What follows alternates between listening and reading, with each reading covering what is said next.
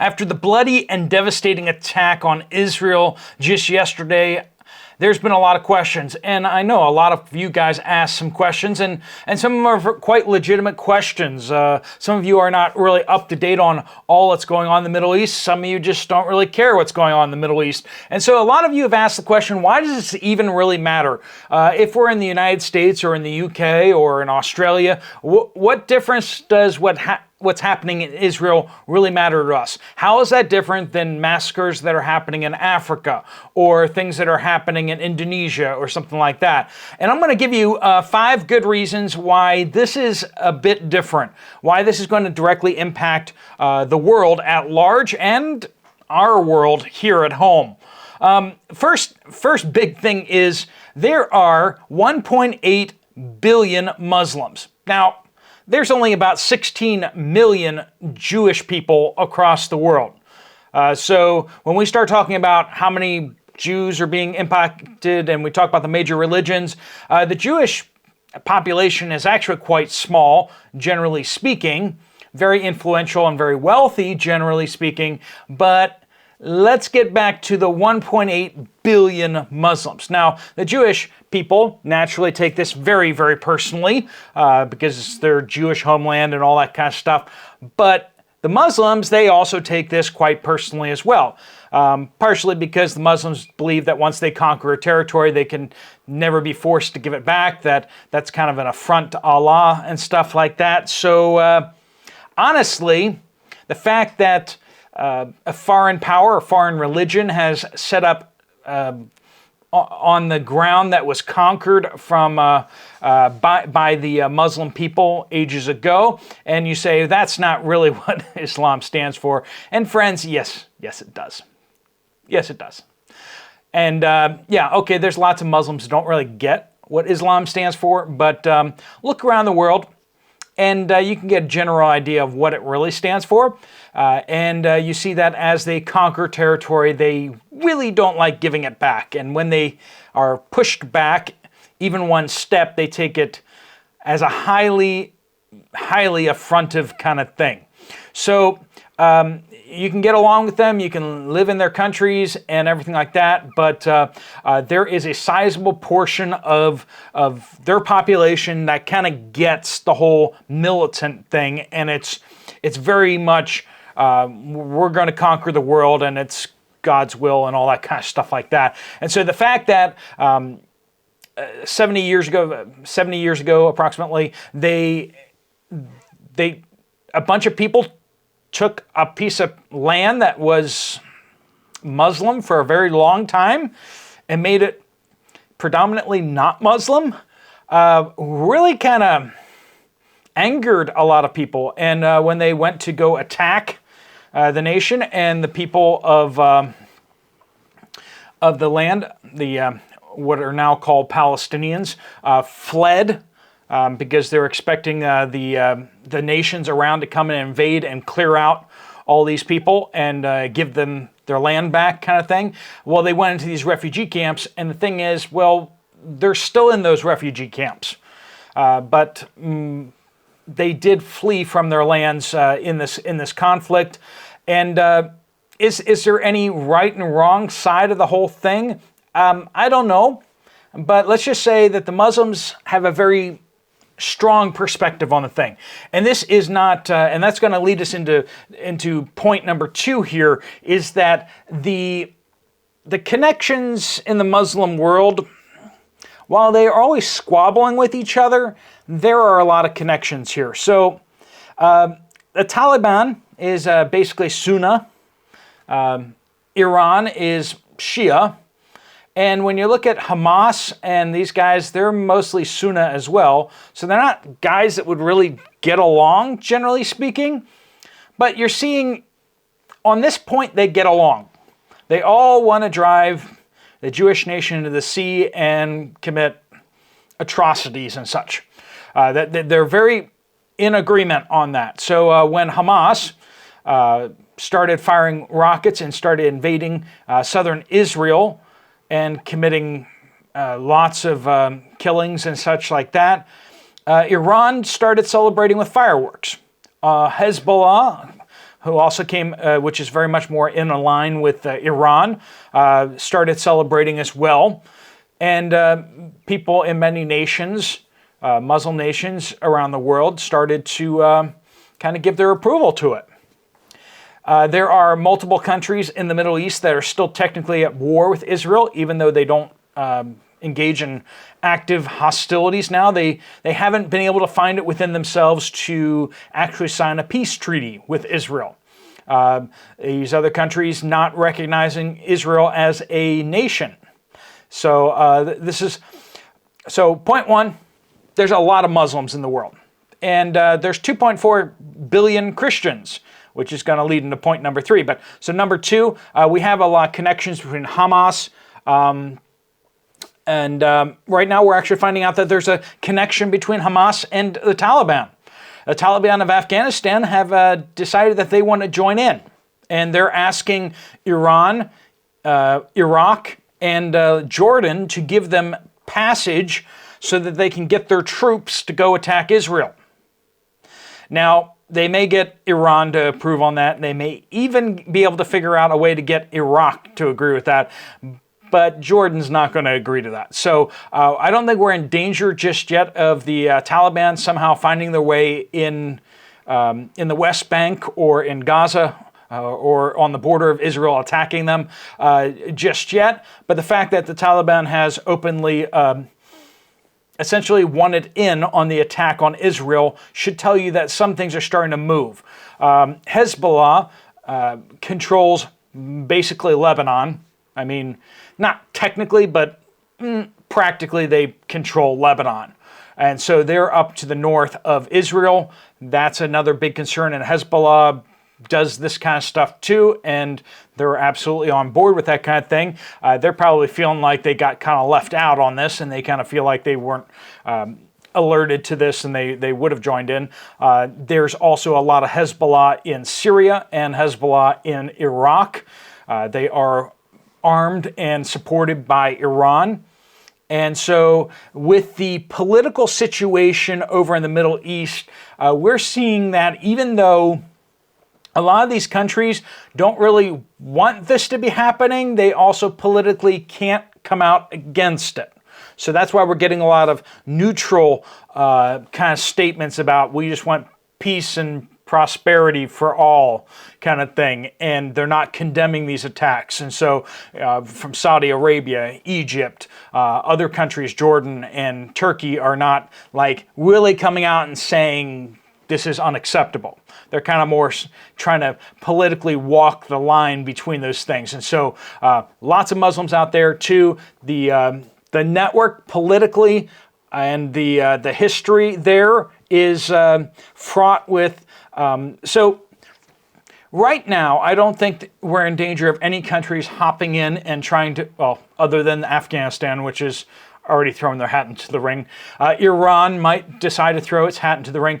But I think what we're going to see is a lot of countries are going to kind of wait for Israel to hit back at the Gaza Strip. And as they hit the Gaza Strip, if they can get some stories out there of atrocities or alleged atrocities by the Israeli Defense Forces, I think that is what they could use as leverage to basically declare war on Israel or to engage in hostilities. So Hezbollah will probably wait for news of some sort of attack or something like that the IDF does against Gaza, and then Hezbollah will respond kind of in kind or something like that. So Hezbollah will probably find its way into this conflict in one way or another, especially while Israel is focused down to the south, being able to attack from the north. But then we also have other nations. There's some nations that are much more anti-Israel than others. Egypt is getting a lot of money from the United States, so they're kind of placated. Jordan is very much shown itself willing to play ball with the Western powers. But some of the other Middle Eastern countries that have kind of gotten out of the control of the United States, like Iraq and Yemen, of course, and Iran, of course, and then like Sudan, and some of these other places that are kind of rogue states, sort of, that from the United States perspective, they could find their way to be attacking. Okay, so number 3, I mentioned the 2.4 billion Christians out there. There's a lot of Christians out there, and this is going to matter more to some than to others. And so like to the Roman Catholics, it doesn't mean quite so much, which is a sizable population out there of the Christians. But of the Christians in the world, they have a tendency to see everything that's happening around Israel and Jerusalem in a prophetic kind of way, just as Muslims see prophecy unfolding in the Middle East, especially around Jerusalem and such, so do the Christians. So the Christians around the world kind of see attacks happening in Israel and start, getting out their end times calendars and starting to kind of calibrate, like, okay, so does that mean this is the beginning of the end or what? But that's definitely got people on edge, right? So number 3, a lot of Christians and even also a lot of the Muslims, they're kind of thinking in prophetic terms. So this isn't just happening somewhere in the world that's impacting people. It's happening in the place in the world that has a lot of prophecy loaded into it. So if you're not a Christian, if you're not a Muslim, and you're kind of like, what are you talking about? We're talking about the book of Revelation. The Armageddon is an actual valley in Israel where Jesus is supposed to come back, is supposed to be in Israel. There's supposed to be the last battle there in Israel. So it's kind of like the Bible talks a lot about that. The Jewish Old Testament talks prophetically about things happening there as well. And the Muslims also kind of see that as kind of an epicenter there too. All right, number 4. Geopolitically, I mean, just generally speaking, Middle East is important for all of us. Oil, and then with Israel being the only democracy, so democracy and stuff. Now, I think a lot of us have started to become a little jaded by the whole democracy kind of pitch because we're all about bringing democracy to people who don't want it all around the world. But that the United States has to sell democracy by blowing up countries everywhere. And I get that there's a little bit of jadedness there. But when we talk about the democracy in Israel versus the I know it's not pure democracy and everything like that. I'm not saying that. I'm talking about the loosely democratic, the idea of a representative government of the people and freedom of expression, these type of things. Israel is generally pretty free, especially when you compare it to places like Jordan, when you compare it to places like Egypt, Saudi Arabia, some of these other places. It's definitely a stark contrast. And the fact is also that Israel is very solidly, given the amount of money they've received, it's understandably so, very much aligned with the United States' interests. And so it's one of the United States' greatest allies. Once again, given how much money that they've received from the United States, they better darn be, right?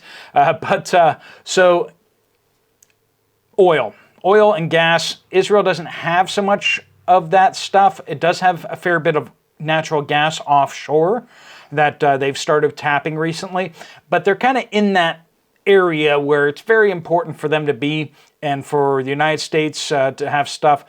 We have the largest weapons cache in the world, outside the United States, of the United States weapons and such, sitting in Israel. Of course, is it still the largest? Because we've been taking a lot of that stockpile and been sending it to that place in Eastern Europe we're not allowed to talk about. Yeah, so, but the United States has had troops going in and out of there for training purposes. And so geopolitically, it's important because it's partly where the United States uses to express its diplomatic intentions throughout the Middle East. And do I really agree with all that? Do I agree with us meddling in all the countries in the Middle East? No, not really. I think we should just pump our own oil and we should just let everyone do what they really want to do for the most part. And then 5, one of the things is that we're seeing issues kind of come up around the world, and they tend to be either kind of like a thorn in the side of Russia or the thorn in the side of China. But this isn't a thorn in the side of either one of them. It's a thorn in the side of the United States. So this is something that could draw the United States into action. This could, so if you think the arms packages going to Eastern Europe are big, just wait until they start passing arms packages for Israel. Because that's probably coming really soon as they can figure out what they're doing in Washington, D.C. They'll probably all get an agreement to do that and start giving more American money away to them to do that. So this is our problem. This is the United States' problem, kind of, and it's going to weaken the United States, and that's the only reason why China and Russia would actually be interested at all in what's going on right here. They're not. Some people asked, you know, isn't Iran their ally? Like, shouldn't they be wanting to help Iran with this whole thing? And while yes, but remember, this alliance of these states is not tight. They don't really want to do favors for each other. There's always going to be a tick for tat kind of thing. They always want to get out from their deals. They want to get something for themselves. So they're not just going to give like Iran stuff to go give to the Hamas guys on the ground. They're not going to do that. But they do kind of like to see the United States squirm. So China may have given the green light to the Taliban to go and try to be a part of what's going on over there in Israel. They may have done that. I don't know. We'll see. But so this is definitely bigger than just a bunch of people in the Gaza Strip attacked Israel. This is definitely affecting the whole region, and it is affecting the balance of power in the world. And everyone is kind of looking at this with a lot of interest and concern, depending on where you are and things. The United States is definitely looking at this with a lot of concern. European allies are also looking at it with concern as well, but a little bit less than the United States. So of the 16 million Jews in the world, 7.6 of them live in the United States, right here.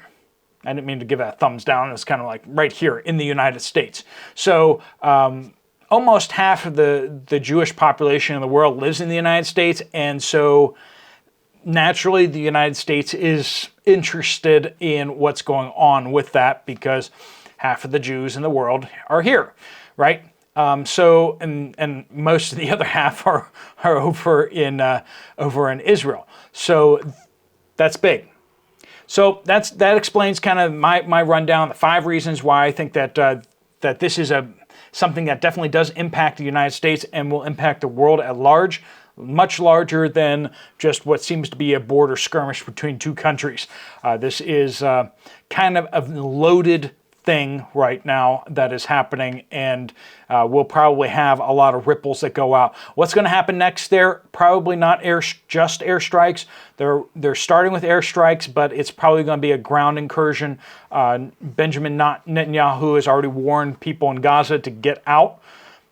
I'm not sure exactly where they're supposed to go, but they're being told to get out because Israel's going to come and attack Hamas and take apart Hamas's ability to wage war and to launch attacks on Israel, whatever that means. But probably a ground offensive. And given what Hamas just did, I think it's pretty safe to say Hamas was trying to provoke a ground invasion into Gaza Strip. Which means they're probably prepared for that and they've planned for that, which means it could be a very dangerous operation for the Israeli Defense Forces to go into attack a position that has already been built up and prepared to trap and attack Israeli Defense Forces. So this is going to be a big deal going forward, and it is going to be high up in the news, and it's going to have ripples that are affecting countries that a lot of us live in. All right, folks, if you want to check out another video from this channel, there's one right up here. If you want to check out our sponsor for this video, Whole Cows, they do a fantastic job bringing out premium beef freeze-dried beef for your stockpiles. If you want to get stocked up, they're a great place to start. Make sure you use the discount code. There's a link right here to go over the website. Use the Poplar15 code in order to get 15% off your order. All right, friends, thanks so much for watching. Steve Poplar of the Poplar Report out.